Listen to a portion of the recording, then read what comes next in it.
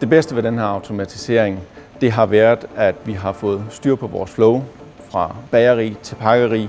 Derudover så har vi fået en mere ensartet kvalitet. Det er robotterne og Vision, der frasorterer.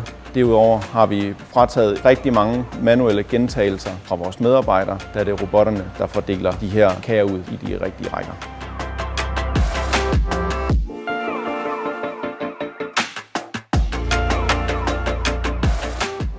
Her ved Mette Munk, der producerer vi dansk wienerbrød på frost. Det er lige fra spandauer og kanelsnegle. Vi producerer og distribuerer ud til hele verden.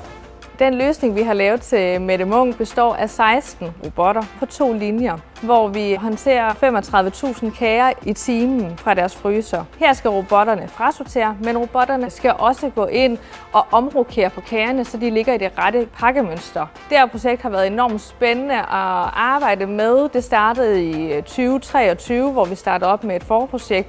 Og her for at finde den helt rette løsning til vores kunder, så hiver vi faktisk fat i et teknologisk institut for at få deres viden og kompetencer til, hvilken løsning der vil være det rette i forhold til AI Vision. Det nye ved den her løsning er, at vi har brugt AI fra A til Z, og ud fra tusindvis af billeder har vi nu skabt et system, som i realiteten kan det samme, som et menneske kan. Nu har vi brugt AI til at sortere og kvalitetsvurdere kager, men man kan tænke det ind i andre sammenhænge også, hvor emner ikke ligner hinanden fra gang til gang. Fødevarer, som skal sorteres eller kvalitetsvurderes, som lige nu kun et menneske kan.